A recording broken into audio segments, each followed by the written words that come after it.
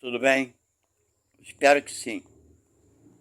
Meus amigos, estamos de volta aqui para darmos então continuidade à nossa leitura e estudo do Evangelho segundo o Espiritismo. Ok? Nos encontramos então no capítulo de número 12 e na quarta parte, no número 14. Ok? E quero informar vocês que estão chegando aqui pela primeira vez, porque eu considero uma leitura e estudo, porque eu não somente leio o que está escrito, eu dou as minhas opiniões, ok? Então vamos lá.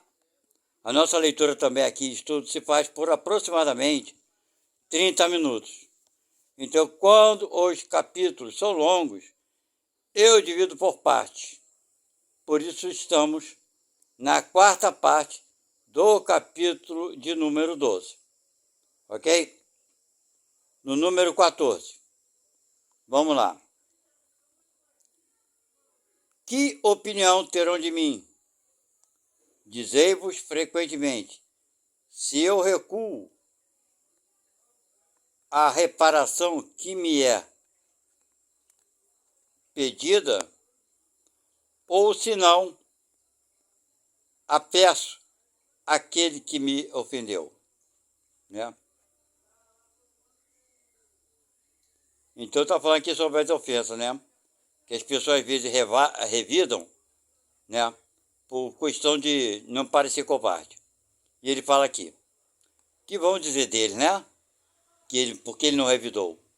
E ele vai responder aqui, os loucos, como vós, os homens atrasados, vos censurarão, mas aqueles que estão esclarecidos pelo facho do progresso intelectual e moral, dirão que agistes de acordo com a verdadeira sabedoria. Reflete um pouco por uma palavra frequentemente dita ao ar ou muito inofensiva da parte de um dos vossos irmãos. Vosso orgulho se acha ferido. Respondei-lhes de maneira áspera. E daí uma provocação. Tá vendo como é que acontece? Às vezes uma pessoa fala uma coisinha à toa e a gente responde de uma maneira áspera. E aí começa a provocação. Antes de chegar ao momento decisivo, perguntai-vos se agis como cristão, né? Antes de gerar a confusão, né? Que contas deveis à sociedade se a privais de um dos seus membros, né? No caso de chegar ao ponto de você praticar o suicídio. Suicídio não, assassinato. Não é verdade? Pensais no remorso de ter arrancado a uma mulher seu marido, a uma mãe seu filho, aos filhos seu pai e seu sustentáculo?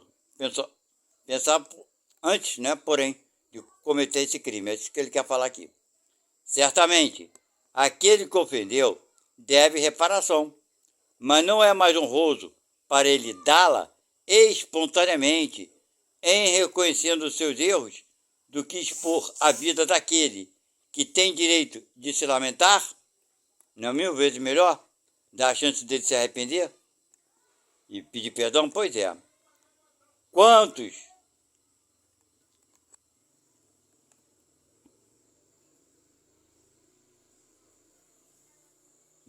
não.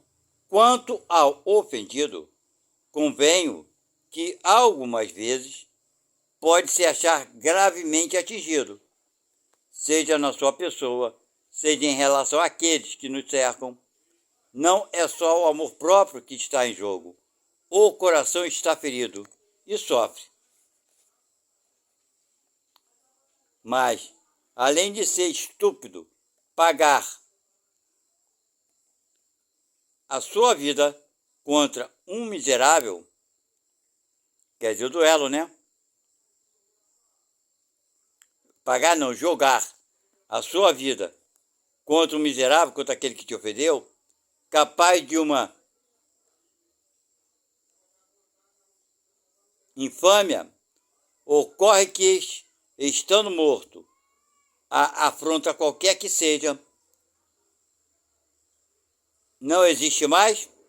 Quer dizer, a ofensa vai continuar, né, gente? Pois é. O sangue derramado não dá mais renome a um fato que, se o falso, deve cair por si mesmo.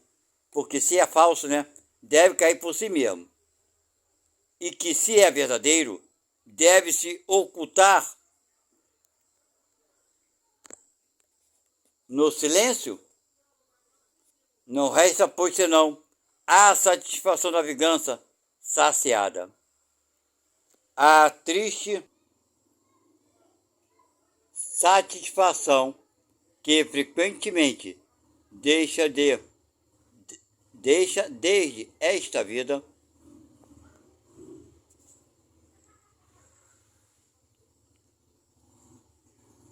cruciantes remorsos.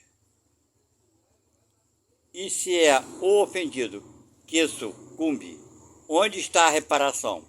Bem, gente, está falando aqui que antigamente o duelo em alguns países, principalmente na Europa, era válido, né? Era até dentro da lei. Aquele que se sentia ofendido desafiava o seu inimigo a um duelo, entendeu? Então, todo esse questionamento, naquela época que ele está falando aqui, o que é uma ofensa, não é verdade? Por acaso aquele que ofendeu, se ele morrer, a ofensa vai deixar de existir? Não, com certeza. E que prazer terá o homem, né? Estava falando naquela época, teria o homem de matar uma pessoa, um chefe de família, né? Pois é. Então é tudo isso aí. E ele continua. Quando a caridade for a regra de conduta dos homens, eles conformarão seus atos e suas palavras a esta máxima: não façais aos outros o que não quiserdes que vos façam. Então sim, desaparecerão todas as causas de disenções, e com elas as do duelo e das guerras, que são duelos de povo a povo. Quer dizer, infelizmente, esse duelo das guerras não existe, né? Isso que é o mais triste. E ele continua: o homem do mundo, o homem feliz, que por uma palavra ofensiva, por uma causa fútil, joga a vida que ele vem de Deus, joga a vida do semelhante que não pertence senão a Deus, este é mais culpável 100 vezes que o miserável que, compelido pela cupidez, pela necessidade algumas vezes, se introduz numa habitação para dela roubar o que cobiça, para roubar aquele que ele deseja, né? E mata aqueles que se opõem ao seu desígnio. Este último quase sempre é um homem sem educação, não tendo senão noções imperfeitas do bem e do mal, enquanto que o duelista pertence quase sempre à classe mais esclarecida. Um mata brutalmente, o outro com método de polidez, o que faz com que a sociedade o desculpe. Então, gente, o que ele está falando aqui? Que o duelo, naquela época que existia, era mais culpável do que o cara que entra numa casa para roubar alguma coisa e acaba tendo a consequência, né, que a pessoa, hoje em dia a gente fala que é latrocínios seguidos de morte, certo? Porque o cara mata pela condição que está ali, ele não estava planejando nada. É um crime, é lógico que é, só está comparando aqui que o duelo é muito mais grave. E ele continua aqui: acrescento mesmo que o duelista é infinitamente mais culpável que o infeliz, que, cedendo a um sentimento de vingança, mata no momento de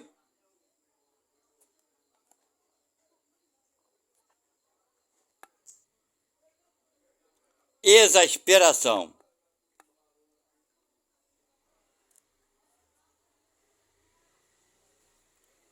O duelista não tem ponto para desculpar o arrastamento da paixão, porque entre o insulto e a reparação há sempre o tempo de refletir.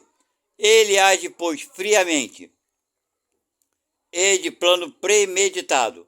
Tudo está calculado e estudado para matar mais seguramente o seu adversário. É verdade que expõe também a sua vida. E é isso que reabilita o duelo aos olhos do mundo, porque nele se vê um ato de coragem e o desprezo da própria vida. Mas a verdadeira coragem, quando se está seguro de si, o duelo, resto dos tempos de barbárie, onde o direito do mais forte fazia a lei, desaparecerá com uma apreensão mais sadia do verdadeiro ponto de honra. E à medida que o homem tiver uma fé mais viva na vida futura. Quem falou isso aí foi Agostinho, em Bordeaux, em 1861. Número 16. Nota: os duelos se tornam cada vez mais raros e esses são vistos ainda de tempos em tempos em dolorosos exemplos. O número deles não é comparável ao que era antigamente. Outrora, um homem não saía de sua casa sem prever um encontro, tomando sempre suas precauções. Em consequência, um sinal característico dos costumes do tempo e dos povos está no uso do porte habitual, ostensivo ou oculto de armas ofensivas e defensivas. A abolição desse uso testemunha o abrandamento dos costumes. E é curioso seguir-lhe a gradação desde a época em que os cavaleiros não cavalgavam jamais, senão com armadura de ferro e armado de lança.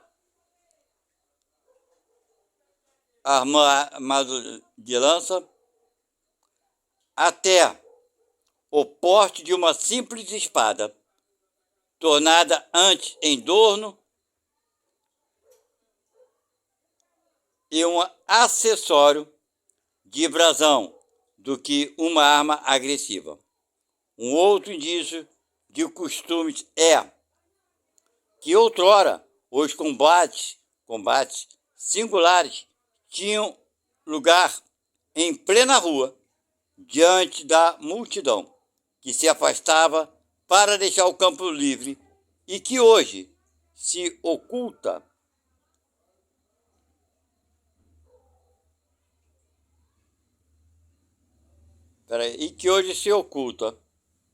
Hoje, a morte de um homem é um acontecimento que emociona. Outrora, não se lhe dava atenção. O Espiritismo vencerá estes últimos vestígios da barbárie em inculcando nos homens o espírito de caridade e de fraternidade. Ok? Então, gente, assim encerramos o capítulo de número 12. O próximo será esse aqui.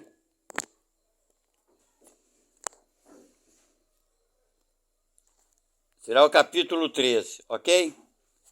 E vai falar que a vossa mão esquerda não saiba o que dá a vossa mão direita. Bem, meus amigos, vocês podem ver aqui que eu sublei, né?